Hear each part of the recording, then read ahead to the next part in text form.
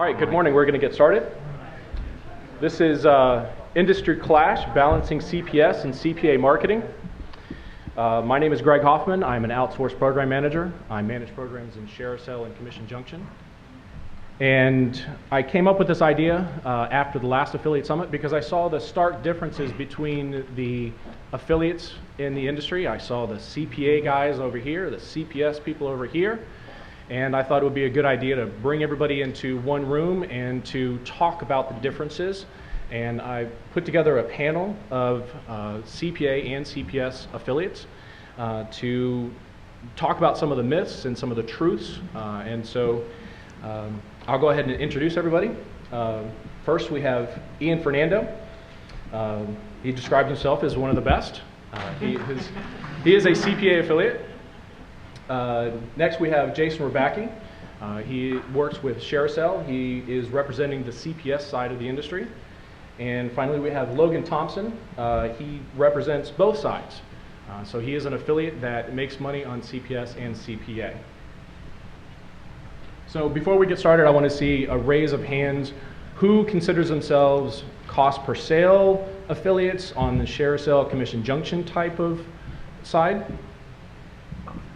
Okay. And who is a CPA affiliate? Okay. And who blends both? All right.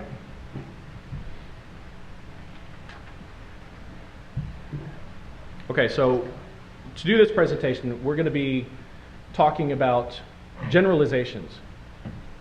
Okay, oh, and let me make a real quick announcement. We are not using the texting and emailing for questions. If you have a question, there's a microphone in the middle. Let me know if you've got a question. We can stop in the middle. We want to make this as interactive as possible, but we will have time at the end if anybody's got questions. And no question is off limits. We can talk about anything regarding the industry. All right, so let's start with the definitions. CPA means cost per action marketing, which signifies you'll be paid for every visitor that performs an action on your site. CPS means cost per sale marketing, which is typically a revenue share of the final sale. So these are generalizations that we're going to say that CPA is paid traffic and CPS is search traffic. Now, I know there's a mix, there's a blend on both sides, but we're just going to start with those two. Okay, so I want to ask Ian to give his definition of what CPA marketing is. Yeah, sure. Well, basically, CPA marketing is more of getting an acquisition for the end user to take an action on, let's say, filling out a form and basically gathering the lead for the advertiser or the merchant, while the CPS is basically all on the rev share. So we don't concentrate much more on person buying. We're more interested of you or the end user providing us their information to the advertiser. That's what I think CPA marketing is. Okay. Anyone else want to add to CPA? Well, just one of the things I want to point out too is I know you said that CPS is just on Carousel, Commission Junction, but there's also, in my opinion, there's CPA offers on those networks as well. Like you look at Carousel, you got hometown quotes, you got all kinds of CPA type of offers. Right. So I look at things strictly from kind of what Ian pointed out, like cost per action. That's how I look at CPA. Okay. Jason? No comments on that. Okay. All right, so cost per sale, like I said, is typically a revenue share of the final sale. Jason, give me your definitions of CPS. CPS, once again, is cost per sale. Typically, you're dealing hands-on with larger merchants, bigger brands. So, and once again, you're selling actual merchandise rather than maybe a sign-up or a form. So you're getting paid when a transaction is made, like you sell a football jersey or something like that. So that's the difference. You're actually selling products, not like email submit or some type of information. Okay. Logan, anything to add? Sounds good. Okay. Ian, you want to talk about CPS? Sounds good. All right. So now we're going to talk about CPA. Which one is better? Let's ask Ian. Well, I think CPA on my side, where it's all paid traffic, such much of a better and easier way to make quick cash money on the internet, because I don't have to determine on somebody giving me the credit card or purchasing something. It's more of, I'm giving you a service or offer. If you want more information about it, go ahead and enter your information, and I get paid on that aspect. It's so much easier for somebody to lend information, like asking for their email address or asking where they live, and brokering it out to a web portal where a service or advertiser can help benefit that end user. As for CPS, you know, you have all these customers that want to buy a product, but they have to look at reviews, you have to research the product. They do a lot of other things before they actually take out a credit card and purchase something. Where on the CPA side, it's a direct response marketing. It's more of a performance basis where we literally just make our campaign do what we want end user to do. That's the most important part.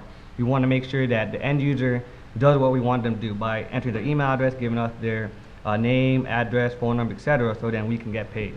And so much more easier to get information than actually get somebody to pull out a credit card and pay $54, $100 on an item and only get paid 10% of that.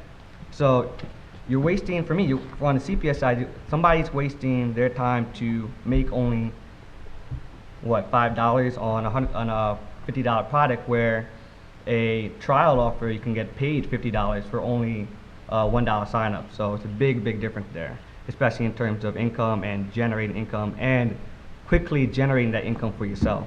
So for me, the CPA space is such a much easier place to generate income, especially in the affiliate space. Did I miss anything? Can I counter to something? Absolutely. Of course. All right, so I want to disagree with you on the research aspect of it. So you said they have to do a lot of research before the purchase. If you provide a content site with the, enough information to make that sale, you're gonna make that sale right away without them having to go a million places.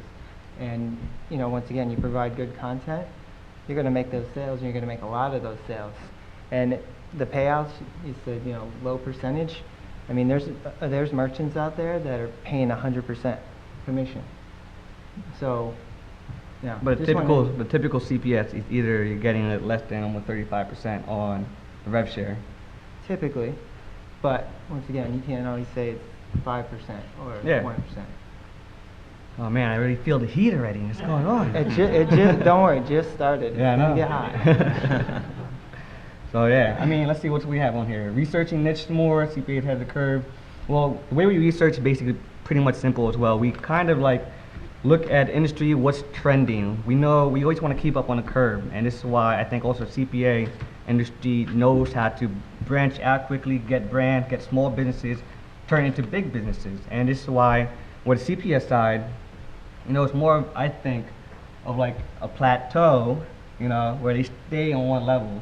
And the CPA industry is always looking at how can we generate more income, how can we scale faster. And it's another reason why we leverage multiple bases of traffic sources. Like I buy everywhere and I test everything. If I see a banner on somewhere, I'm like, how do I advertise here? Where stereotypical, the CPS side is more of SEO and organic search, right? Because I've tried buying traffic. That's just one of the. That's just one of the ways. I mean, yeah. And that's one of the ways you probably think, because I promote that a lot, SEO. But there are other ways. I mean, there's plenty of marketers, and I think Logan runs paid search through CPS. Yeah, paid search. There's all different types of search. I love social traffic for CPS offers because nobody else is doing it, and there's like this huge open space. Like now people will be. Well, I mean, I remember back in like 2009, like Facebook was like this huge new thing in the affiliate world, sort of, where all these people were jumping on, especially CPA marketers, and everybody was doing the same old CPA email submit, dating offers, which works, makes people crap loads of money. But I was like, for me, like I like it when there's no competition because then I can just blow the whole thing out of the water. And so I was looking, and like at that time, like the baby boomers were just like Facebook was like the newest thing. Like they just found out about it 2 years ago. They're just flocking to Facebook. So I'm like, well, what can I do that I could promote to these baby boomers. And so the first thing I thought of was just like these, I won't give away my niche because I'm still profitable on this thing 2 years later, but it was in the health related field. Like older people love to feel good and to sleep well and, you know, just to be healthy. And so I promoted this product that I was like, okay, it's Facebook, so, you know, typically I shouldn't be doing this, but no other affiliates are doing it. And I just killed it. I think, you know, I was making 4 figures a day off of a CPS product that nobody else was marketing on. It's a lot tougher now that the prices are, you know, a lot more increased. Yeah, I know we're jumping around right now. We're getting into that, but Sorry. We'll get into CPS. But yeah, I mean, I just wanted to bust the myth that, you know, CPS is just not SEO. Okay, yeah, but typically speaking, I don't hear anybody in the CPS space talking about they're doing media buys, because if an affiliate is trying to get commission and they can't afford a 10-35% commission if they're buying 5K CPM. Can you define media buy from a CPA marketer? Like a banner buy, if I want to buy a banner buy on weather.com or ESPNnews.com. Gotcha. You know? No, they don't. So it's a big difference here. For us, we like to figure out all our traffic sources. How can we take the biggest payout and leverage a traffic source that can give us the most volume? Right, but the end user is in a different frame of mind when they're buying something as opposed to, you know, filling out a form or whatever. So they're going to be looking at it a little differently. True. All right, so I've got a couple questions, and I want all of you guys to jump in. Ian, why are there so many CPA networks? Why are there so many CPA networks? As opposed to the CPS networks, because we can probably talk about the top 5 CPS networks, but how many CPA networks are there? And I'm sweating over here. You can't do that to me. Well, and I have some follow-up questions. Yeah, I agree. There, in the past, ever since I started from my first affiliate summit back in 2007, I've definitely seen a growth of CPA networks versus CPS, obviously. But in that essence, I'm assuming that it's so much more easier to generate a lead for a network, get probably payout at $9 and get paid maybe just $2 on the network side, but they do it in huge volumes. So they're taking the affiliate model and become just another affiliate for themselves, but doing it on a bigger model. Again, CPA affiliate marketing is an easy way to make quick money. So I think they're just taking that model and replicating it for themselves, so then they can just get smaller cut but fast volume. Okay, so your advice for these affiliates out there that are looking to start working in CPA, and they're going to go to the meat market and they're going to go to the exhibition later this week, how do they find a network that they trust? Okay, so that's a very important question, because I have been screwed by a couple networks out here. Without mentioning any names. Yep. So, to basically go with an old industry network or a very small network that's pretty much almost private, but you have a good relationship. Like, I work with pretty small networks where I've, worked with them privately or exclusively. But for me, I've already passed the stage where I really don't work with too many CPA networks. I work almost directly with advertising. But for affiliates that want to get started and want to work with CPA networks, you have to ask them a lot of questions and make sure, are you brokering the offer? Is that the street payout for the specific offer? What kind of traffic source do you accept? And then build that relationship within the CPA network. I wouldn't just run traffic right away just because they're saying we have the best offer, we're exclusive, this is our offer, etc.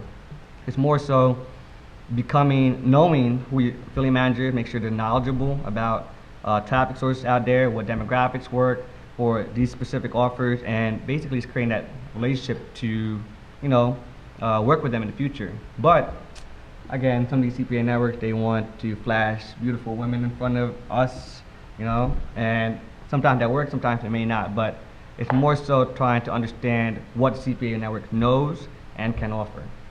Okay, well, you mentioned transparency, basically, and you work directly with the merchants, but a new affiliate might not have that relationship to work directly with the merchants, so they've got to work through the network. Yeah. So there's a difference between the CPA and CPS. I think there's more transparency in CPS. Jason, would you agree with that? Transparency? From affiliates to the managers to the merchants, instead of just dealing with a network rep, Right. the affiliates can deal directly with the merchant. Right. Yeah, I mean, that's a huge advantage because you can go to them directly. You know, if you want to private code or anything like that, maybe discounts, you know, they'll even give you some of their keywords of what's working, you know, if you find the right merchant. So I think you can find out a lot more information dealing with the merchants directly or affiliate managers that actually handle the program. Because not everybody out here is Ian. They don't have those direct relationships. Yeah. I mean, it's true. I mean, there's a lot of CPA marketers. I mean, and obviously, if all of them went and tried to, you know, get that information that you're getting, it's not going to happen. Yeah, but also, when I first started also and had issues with the CPA network and had issues with their advertising, I would ask for a quality score from the advertiser. I mean, there's also transparency in the CPA industry. You have to build that relationship. You can't just say, hey, I want a bigger payout the next day just because you just started with this CPA network yesterday. You know, it has to be that type of bond, that trust, I think. Because for the CPS side, they have to go through, for example, share sale, I have to go through you, and then I have to probably go through the merchant. Well, actually, you don't have to go through me. I mean, the difference, I'm an affiliate development manager, not an affiliate manager with share sale. So I actually don't manage any programs. My role is, you know, to help you if you had questions looking for merchants or you wanted to get in touch with the merchant. I can help you there. I'll even sit down if you wanted some advice on your website, like how can I optimize it? What can I do to drive more sales? That's what I do. Well, same thing with an affiliate manager as well. You know, affiliate manager from a CPA side. Hey, what kind of traffic are you doing? How's your LP converting? I mean, more so it's on a number basis, right? On our side. Yeah. Okay, so next tough question, and this has to do with fraud in the CPA industry. Is it the responsibility of the affiliate to monitor their traffic, or is it the responsibility of the merchant to prevent fraud to begin with? Okay, so it's like borderline. So Logan, you want to take this one first? I want to hear what you have to say first. If you're dodging the question, then you have something juicy. Well, fraud happens on both sides. It's basically based on the affiliate. The affiliate's just sending lead gen based traffic that he buys a lead gen based list and having people overseas fill it out. Obviously, that's on the affiliate side. But it's also up to the advertiser, the merchant, to also catch it and also provide the information to the affiliate network, which in turn the CPA network will bring it back to us. You know, so it has to work both ways. It can't just be a one-sided thing because it's all about the affiliate. Like me, if I send garbage traffic and I get, you know, if they told me, hey, we're not going to pay for 75% of your traffic, I shouldn't, you know, ramble to the CPA network and say, hey, you're shaving off all these leads. That's my fault. You know what I'm saying? But it is also up to the affiliate network to make sure that the advertiser does live up to their terms of service with the network, paying out the affiliate based on good quality traffic, especially if I can provide the quality reports to the affiliate network and to the advertiser. So. All right, well, last question on the CPA side. Which one drives more new customers? I want to say us. I'm going to say me all the time. So, I mean, it's based on traffic. People want to buy, you know what I'm saying, and then CPA. But for us, is more so we can take a small business from a trial and turn them to a big company. You know, one example I want to say is that a legit offer, Force Factor was a very, very small company just funded by a couple of investors, and they did a trial offer. And now they're very well branded. They're in GNC. They're all in these health stores. And now they actually have a pretty big company based on men's fitness. And they're not even putting their product on any CPS network. They're still providing it on the CPA side because they can still get the quality leads, the quality people that can buy their product. And then obviously remarket to those users again and again. So CPA side, we get a lot of unique users just because we can almost take something small and then turn it into something bigger. Stop looking at me. I'm listening. I'm observing. Okay. All right, so before we move on to CPS, are there any questions from the audience about CPA traffic? Well, I'll take 2 questions if anybody has any. Go ahead. If we've got a microphone in the middle.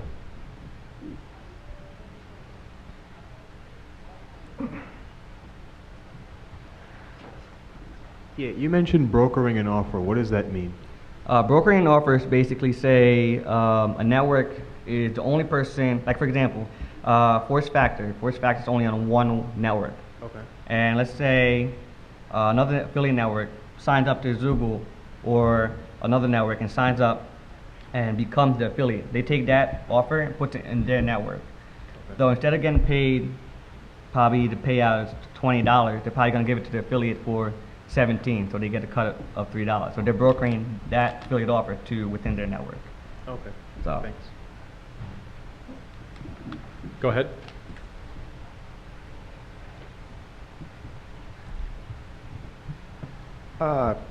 Clearly, there are some businesses that might be more appropriate for the CPA end of the business, and then there are going to be other businesses that are more appropriate for CPS.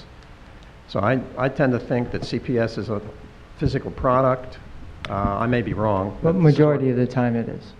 And so if you're looking at both options, how do you guys pick whichever of these 2 options are the most optimum to use depending on what that merchant does? A product, a service, or both? What's the distinction between the 2?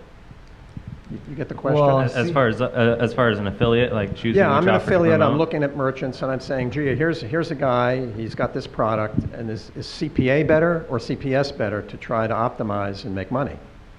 I hear healthcare products are Well, pretty I good or think- on the CPA side.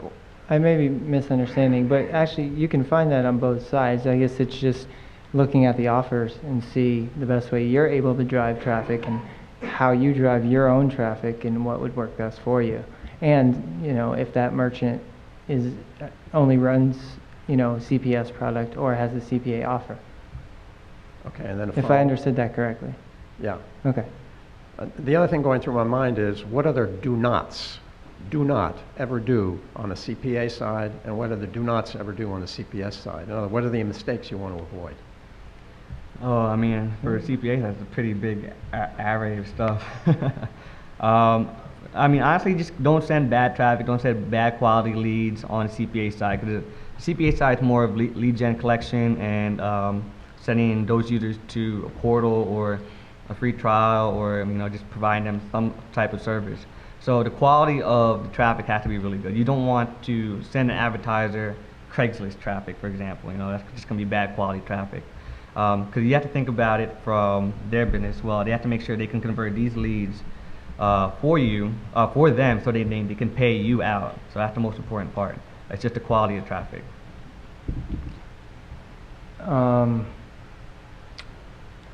Not to do in CPS. Yeah, it's the same thing. It's the traffic you're sending over.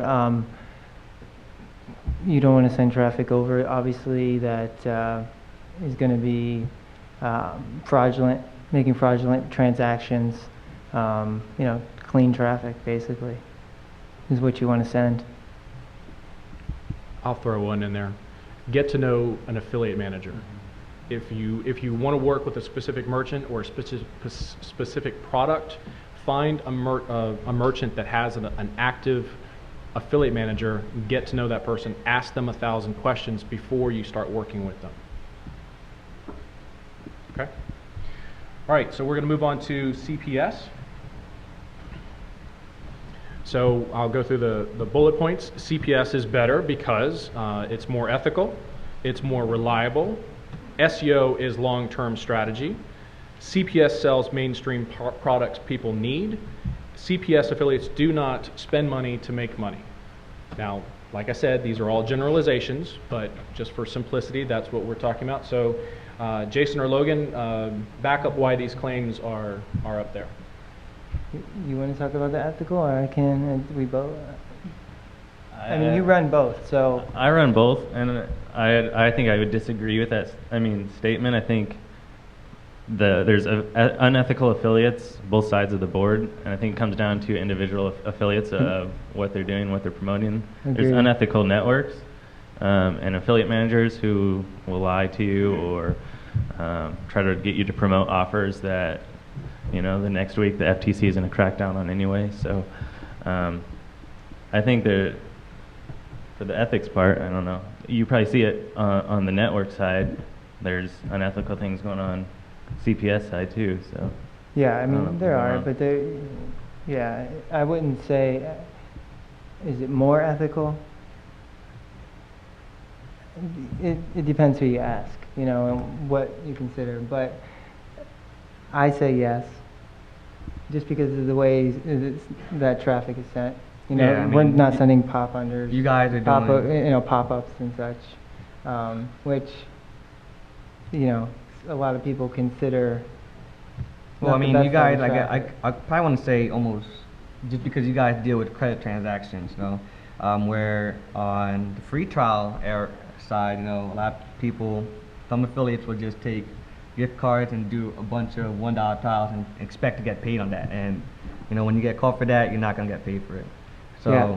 again, based on from the affiliate standpoint, how ethical is the affiliate versus what CPS and CPA is? Well, I'm not sure how the affiliate manager on the CPA side work, but I can tell you on CPS that you're dealing with bigger brands, really large brands, and you're part of that program. So there's a lot more standards that you have to go by to run these types of programs as well. So that would put me to leaning to yes, agreeing to that it is more ethical.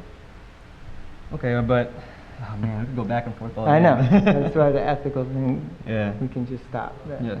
What's the next slide? All right, so how about CPS is more reliable? Define reliable. And that might go along to the next bullet point where SEO is long-term strategy. And If you are and if you do SEO, absolutely, it's a long-term. It is more reliable because if you know what you're doing in SEO and you do it properly and you keep up with the changes that the search engines make, and which is daily, weekly. You can make one site and that site can make money for the rest of your life and you won't have to put a dime into it. You just put time. It takes longer to start making money with an SEO site unless you're really good at it. But it's long-term money. So reliable, yes. I agree with that statement. And that goes to at least one example that I have. I won't mention his name, he's not in here, but there is one affiliate that is on vacation all year long because of a site he built 5 or 6 years ago. And he doesn't have to touch that site almost ever. And it's huge. And it's basically an SEO site. I have a site like that too that I built, I think in 2001. It was one of my first data feed sites I built. And I probably have touched it twice in the past 10 years, and every month I can collect my paycheck. And CPA, with CPA offers, like I have built multiple CPA SEO sites, and they do really well for 5-6 months, and then they kind of die off. But if you build a CPA site around like general niches, it's a lot more work. But you can still build a definite long-term strategy with CPA. It's just a lot harder to maintain, or I guess it takes a lot more work and time. Okay. Well, I think we've already established that CPS sells mainstream products people need, and that's the difference between CPA is either lead gen or it's downloadable products versus selling aprons and magazines. So what about the last one? CPS affiliates do not spend money to make money. I disagree because, once again, you can run paid ads, and once again, like Logan said, social. You're paying for those ads, all those ad space. So I disagree with that. CPS affiliates do spend money, and some spend a lot of money to bid on keywords. So. Okay. Jason, how does the CPS side battle fraud? How do we battle fraud? Well, is it the same question I asked Ian? Is it the responsibility of the affiliates to battle fraud, or is it the responsibility of the merchants to find it? I mean, tough question. It's definitely the merchant should always be monitoring their program. I mean, they typically have an affiliate manager in place. You don't really, yeah, I mean, it would be the merchant and or the network. You know, the networks, some networks have guidelines in place that do spot checks on affiliates to make sure, we have reporting systems as far as any PPC violations that merchants can report to us, and then if they get so many, they're kicked out of the network. So, we keep track of that. And so. All right. Well, I know I'm going to get a biased answer on this one, but why would a merchant or why would an affiliate want to work with a major CPS network as opposed to a merchant that has an in-house program on a third-party software? Reliability, tracking. It's real. Most of the networks have real-time tracking, so you see the clicks right away, you see your sales right away. You're guaranteed payout on a certain day. You can work with multiple merchants and get paid one check. If you're working with 2,000 merchants on one network, you don't have to worry about trying to collect those checks every month from 2,000 merchants. You can collect it right from the network through once a month, direct deposit. I mean, that's huge. Okay. Logan, what type of networks do you work with? Not names, but do you work with any in-house programs, or do you work strictly with larger networks? I am all over the board. Like, I have CPA networks, CPS networks. I actually kind of like Ian now. A lot of my stuff, I'm just going direct with merchants, just because I get a bigger payout. So, but I still have the love for ShareCell and other networks. All right, Ian, do you have anything to say about CPS? Yeah, come on, Ian. What you got? Nothing. The one downside that I guess you just mentioned is being paid. I guess it's monthly, obviously. With us, we can get paid weeklies, even daily sometimes, on our payouts, knowing that our quality of traffic is of quality. My question is, why is that a concern? Is the money that tight? No, well, obviously, if we're spending $5K on CPM buy or media buy, we need to make sure we're able to pay that money back right away.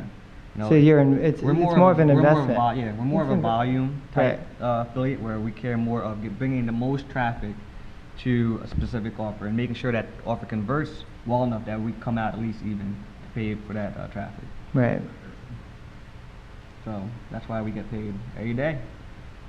Every day? Every day. It's different though for every network, right? It's definitely different it's based on the specific affiliate type of traffic, network, obviously, but I think the lease is obviously can get paid on monthly, bi-weekly, net 7. Right. 7, so. I mean, and part of it too could be the amount of affiliates. We actually, our network alone, we're pushing 500,000 affiliates on our network. So it would be pretty time consuming if we paid out every week, every day, compared to, I don't know, what the typical CPA network, how many affiliates are. I don't know, there's just so many. I mean, I know I remember when I first started, I was a part of almost every CPA network out there. And I got a question for you about that. So, part of every network, but from what I've noticed, doesn't it seem like every CPA network has the exact same offer, but they all say they have the best payout? That's true. Again, it comes to them brokering, taking them a cut, or taking a cut from another offer and off paying this specific offer. So CPA networks are in to get the top affiliate, to get their business, to get their traffic. That's all they really, really want. But who do you know is telling you the truth? Well, that's why you got to use programs like, I have my own program that watches these specific networks, and make sure they don't take any of my stuff. You have a plug? What's that called? Go ahead, plug it. It's Offer Snitch. That's the product I have. Okay, makes sense. All right, so we'll go to the audience. Do we have any questions about CPS affiliate marketing? We do have one, or he's leaving, I'm not sure. Come back. Now, what is your perspective on CPC partners and distributions? Cost per So click. like a shopping.com or a price grabber type of implementation or affiliate? I mean, say the question again, I'm sorry. So I just wanted to get your perspective on cost per click Right. marketing. So it's a little bit different than CPS because you're not guaranteed a Right. sale. But do you either do anything or how does it fit within the mix? Or if I'm an affiliate, should I consider doing CPC versus CPS because I get paid on the click versus having to worry about the conversion? As far as share sale, we don't have that many cost per click programs, so it's very few. Majority of our merchants are CPS. We do have some CPL, but I think we only have a few costs per click. So I wouldn't really know too much about it. I haven't dealt with too much cost per click, honestly. I don't know. I think the cost per click system is just a bad business model, just because you have to rely on a lot of volume to get that click. You're probably getting paid, I don't know, less than $1. Is it like an AdSense model almost? Yeah. So you'd probably have to get a lot of volume traffic just to get X amount. When you could probably get that volume, get somebody to click on an ad, and then get a higher payout at $50. That again, pay maybe $1 or $2 once you reach maybe 10 clicks. You know. I did CPC when I first got started in the industry, and I just moved on to just buying media and doing affiliate marketing on the CPA side. So, Ian, is that a good start for them to learn, I or would- should they skip that? I would definitely just skip it overall, because you're going to waste a lot of time to get traffic in and getting only X amount of clicks and X amount of and getting paid X amount, when you can get probably same quality of traffic in, getting one click, probably get 100 clicks, getting one person to buy the product or lead gen, and getting paid a higher payout. CPC side is just not, it's just a publisher model. I would never think going back to CPC model at all. Okay, any other questions on CPS affiliate marketing? Okay, we'll still have time at the end. All right, so let's talk about some of the myths. This is the fun part, and this is where we came from. This is some of the opinions that I've seen over the last couple years. So we can talk about that. CPA is younger, hipper, cooler. False. What up? False. CPS is older, slower, and nerdier. Jason. Really? Hey, I'm the old What man time here. did you go to bed last night? Well, and CPA affiliates partied all last night. I did not, so just And, let everybody know. It was up till 4 o'clock. But why were you? Why did you go to bed I was early? actually having an SEO strategy session. Okay. Well, Ian, why did you get a With good Johnny night's sleep? Walker? No? The reason why I didn't go out last night, because I know I had to speak, because my first time at Affiliate Summit West, here's a story actually. I actually went out, partied out the night before, and had a solo presentation on keyword blasting. And it just went it went really, really well, except that the fact I had a cotton mouth, I had a raspy voice. You know, I had to make sure I was a little hungover. You know. So I'd make sure I prepped myself this time and actually go out last night. So. All right. Logan, did you get a good night's sleep? Yeah, I went to bed at like 12:30. That's great. All right. So CPS affiliates got 10 hours of sleep, or maybe a little bit less. And there's still the myths out there that CPA is better, CPS is better. So Yeah, let's we can definitely always go back and forth on CPA, CPS. I guess it's based on the actual person. Well, let's just agree that we're all marketers Yes, we are. in the long run, right? Yeah. It just depends on how we market. I look at it as whatever's making me money, that's the best. There you go. And it's ethical. All right, so the truths of affiliate marketing, both CPS and CPA. Demographics, it doesn't matter about demographics. Innovation drives the industry, not the age. After hours partying, everybody admits networking is important at Affiliate Summit. And who is better? Both sides have pros and cons. So now we need to find some balance. We need to have greater tolerance on both sides. We need to have sensible debates without getting personal. We need to have better understanding of practices, and we need to test the other side, buy some traffic, learn some SEO. So please give us some examples of how to find balance. Give us some real life lessons about how the affiliates can do this. Okay. Well, first of all, I think if you're on one side or the other and you haven't like switched over, I think this weekend you should really look out. You know, if you're a CPS affiliate, talk to some of the CPA networks. Just maybe sign up. Just get your foot wet just to see what's out there.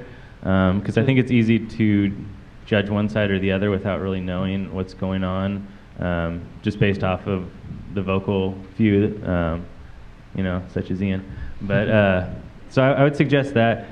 And one thing I always do is, if you look at the CPA side, there's there's usually like 10 niches that every CPA network kind of sticks to, five if you're being strict.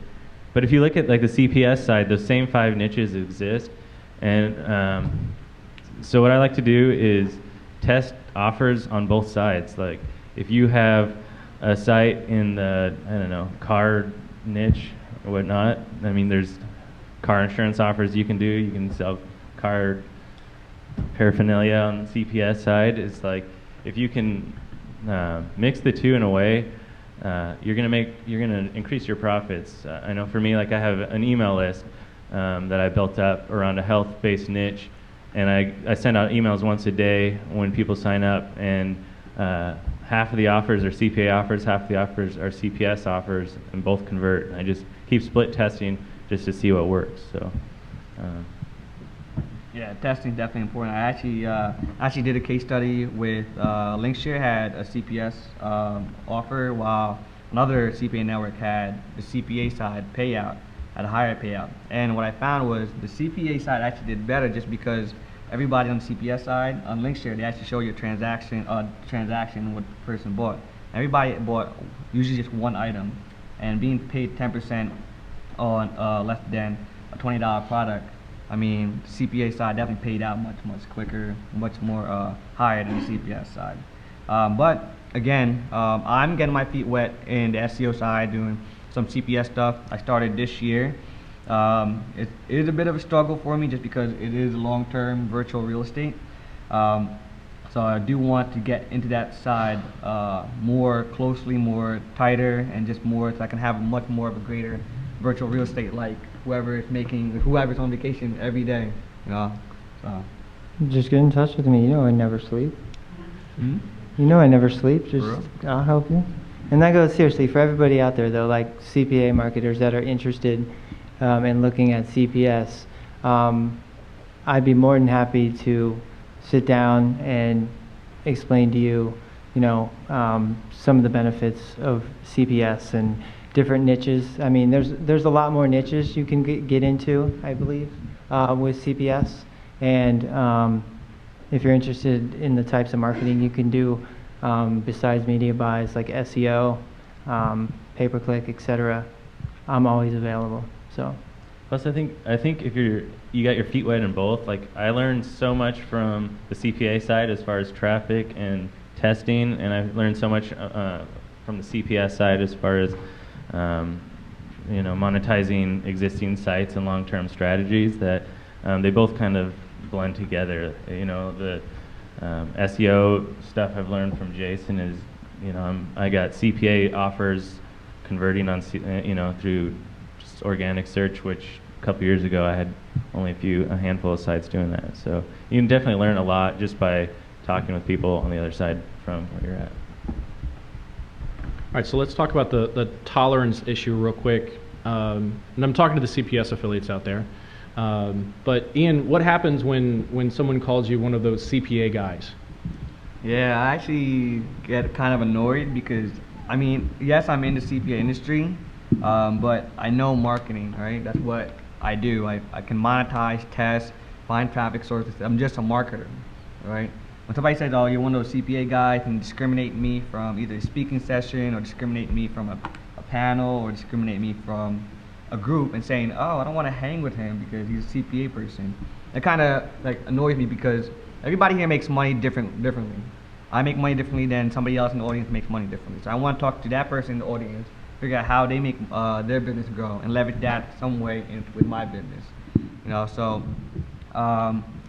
just segregating CPA because either of our age or how we get traffic or what we do, just doesn't make sense to me. It's more of what do you do to make money online, and how can we work together to basically coexist. You know, I mean, there's one time where I really don't want to bring it up, but I mean, so, Yeah. but Well, it wasn't an affiliate summit panel, so we can say that. Okay. so. And I'll tell the story. Ian was invited to be on a panel. It was a social media conference, and when they found out that he was one of those CPA guys, he was asked not to be on the panel. And he wrote a big blog post about it. He did about a 4-minute post, passionate video about it, put it on YouTube. And when I was researching this panel, I found that. And I thought, well, there's my candidate to be on the panel, because he was not happy that he was called one of those CPA guys. So there hasn't been a lot of tolerance in this. You're either there's opinions on both sides. You're either CPS or CPA, and this is why we wanted to have this panel, to bring everybody together and understand both sides. And where can they find that blog post, Ian? IanFernando.com. What? Say it again. I don't think they heard you. IanFernando.com. Okay. All right, No, we but have? Go ahead. it's, as you can see, we're all friends. Like, I think there are going to be people out there that just don't understand the CPA side. And then once again, CPA marketers who think that CPS marketers are just a bunch of old people that, you know what I mean, that go to bed at 6 o'clock and get the early bird, dinner at 4. It's not like that. There's a wide variety on both sides. I agree, but And once we walk out of here, No, but. you will see I go this way and everybody That's else not goes this true. way. I'll walk out with all you guys, and you know that. I hang out with everybody. Exactly. But I mean, generally speaking, it's not. Because, being like that, saying you walk that way, that's kind of like making the issue. I know. I agree. But I'm. So friends you're with the it. problem. Oh. But he is expanding. He's on the CPS. He's doing Yes, some I am SEO expanding. sites. I know. So Ian is expanding. He's looking toward the future. He doesn't want to spend so much money, right? Yeah, exactly. All right. Do we have anything else to add before we get to the questions? Logan? My offer stands if anybody is interested in talking about CPS that does CPA now. The offer's on the table. So. All right. So what questions do you have? There are some topics that we're prepared to talk about. No one's brought up. So give us what you got. We got 10 minutes. Yeah, if you could line up if you have some. Hey guys, my name's Eric Souza. I have a question mainly CPA-wise. As far as the conversions that you see on the landing pages that have like widget pages or long forms or even like a zip submit or an email submit, what do you guys see as being preferable? Thanks. Or like, are you going straight directly to the offer or making a landing page? It all really varies. Well, basically, like the conversions that you can see, like if somebody just starts with a zip submit or email submit and then following it through to the end, you might get more just from an email submit or a zip submit at a lower payout. And then if you get enough of those, then it'll make up what you get for a full long form. I mean, I agree well, on the CPA side, it's more of a direct response marketing. You want the end user to do something right away, and once you get that conversion, that's all you really care about. I guess you're talking from the user standpoint, filling out the email submit and then going through the full, I guess, co-reg path. Well, if they fill out an email, if they just do get your email for more information and then continue to collect that information, or just starting with the zip code, and then once you get them involved, then. So from that point, once I get the end user to enter the email submit or zip submit and I got paid for that, I really don't care what happens. Yeah.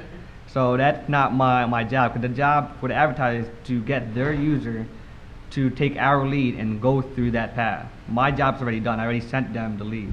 That's like doing some type of consulting. You're giving traffic to a car dealership, and they can't convert the customers you're bringing in. It's not your responsibility. You're bringing the traffic in. Yeah, but would you be interested in, is it more interesting to you guys to possibly do something that would have less of a payout with less of an obligation from the person filling out the form? Okay, so now that it kind of varies now, because when I first started, yes, because I wouldn't really care once I got paid. But now I would be more interested in person filling out the form and then getting to go through the whole path, so then maybe I can discuss more of a higher payout and quality of traffic. So yeah, it does vary. Before you ask your question, if you could stay at the microphone so we can pick up the conversation. Yeah, my name is Greg Ryder. This is the first time at the Affiliate Summit, and I've done some affiliate marketing, and I have one website that's get like 300,000 visitors a month, and I'm not even monetizing it the way I should be. And so I start to look into the whole CPA, CPS, CVs, all these different things, and I'm just going, wow, there's just like this mind and this sea of just choices, which is actually why I'm here. And so one of the questions I want to ask you, one is, from a price point standpoint, you know, and then I'm also here as a merchant going, okay, I have a new product where we private label a kids club. But as a price point, do you guys have any insight onto marketing high price products, you know, multiple $1,000 products as opposed to a $50 or $60 product? One, and then two, I want you to give us a little insight that as a merchant wanting to get into this space and exposing our product and service to the merchants, again, how do you make that choice, and what do you do, and where do you go? You know, you hear these numbers of 500,000 affiliates and this kind of stuff.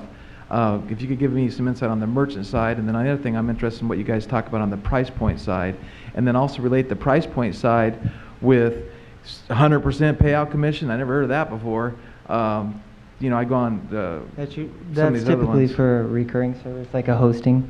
Oh, They gotcha. pay, like, they'll pay up to 200% because they're counting on getting, Yeah, gotcha, yeah, gotcha. so that's where you'll see the really big payouts. Okay. But to answer your other questions, Price point is hard. yeah, I mean, that's probably a question that you'd want to talk to our sales team about. Come by the booth and talk to our sales team about that type of thing. They can give you examples on price points and such. Okay. And on the merchant side, is that the same Yeah, thing? that's the same thing, right? Because we have a whole separate team for that. All right, thank you. Hi, my name is Carla. My question really goes to Ian, but like it'd be great to have some feedback from you guys as well.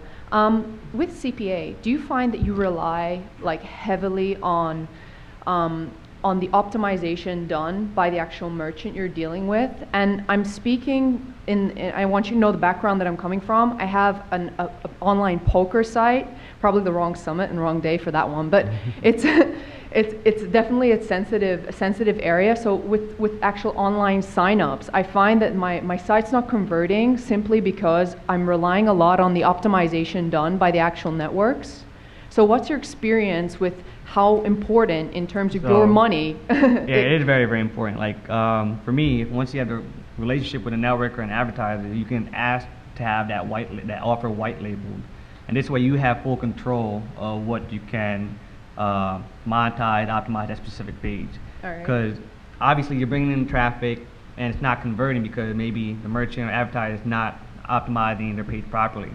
So what you can recommend is ask them if you can white label their page. This way you take their code that's required. So skin it basically, right? Yeah, basically skin it. Yep, exactly. All right. And then try to just monetize the way you know it's going to work. Okay, so co-branding the landing page kind of to help to familiarize the customer right through the transaction, right? Correct. Do you use that in other? Have you experienced with Yeah, I have, iGaming? yes. Okay, great. But is that something that also works on a CPA CPS level as well when you actually co-brand a landing page, for example? 'Cause I'm shifting on to the other side now to Jason. Is this something that you guys offer as well? Co-branding landing pages? That it's merchant by merchant, Merchant by basis. Yeah, some allow it and some are forbid it. All right. Okay. Thank you for. And that has to do with resources at some of the smaller merchants. Right. They just don't have the resources to create those co-branded pages. Hi, my name is Greg Brooks. I had a question. Actually, I was more hoping that the three of you could ramble off some of the aha moments that you had on the journey that got you where you are currently. Good question. Aha moments. I guess for me it was I was working with one network back in the day, and when I first started, and my affiliate manager just gave me a specific offer what will work on PPC on AdWords. Told me to run these specific terms, and I started making, from $100 a day to close to $1,000 a day with just this specific offer. And then one aspect was more so just networking with friends that are in New York. We have like a mastermind group that basically just critiques us more on a much more tighter level, where we can be like, hey, this is what you need to do, and then convert over on certain specific type of traffic based on what they're using versus what I'm using. So that's my story. I remember one of my aha moments was when I first realized how important split testing your landing pages was. I had an offer that was running, and it was when I was first starting, and it was kind of profitable, I guess. For me, I was still fairly new, and I had let it run for a couple months, and I figured I'd do a little split test, just change the design. I think I changed like a couple colors, a few words, and an image, and like my conversion rate like skyrocketed like 400 or 500% overnight. I remember just like updating my affiliate stats right then, thinking, just realizing like it's so important to split test like everything, and that was actually a CPS offer too. So. My aha moment was actually when I was an affiliate marketer.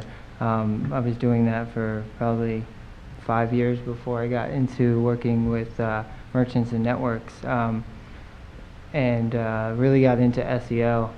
And the biggest thing with that was my aha moment was how often the search engines change and how you have to stay on top of them. It's an ongoing thing. It's not like you set up a site and you think your SEO is done and it's ready to go. No, you got to be a week ahead of the search engines in order to be successful, and just study and test, and basically don't sleep. But that was my aha moment in order to beat the SERPs. Another aha moment I had too is Only one. I know, but this was a big aha moment when I was like, aha crap. It was, my daughter was born April of 2010, and so I built up my affiliate business. Everything was pretty much all pay-per-click and social at the time, and about 85% of my traffic was running through Google. And I got the Google slap, and I have no income. So, I mean, I had some, but not as much as I was making. So it's really, really important to diversify and don't just put all your eggs in one basket. And on that note, we'll close. Thank you very much. Thank you. Thanks, Jeff.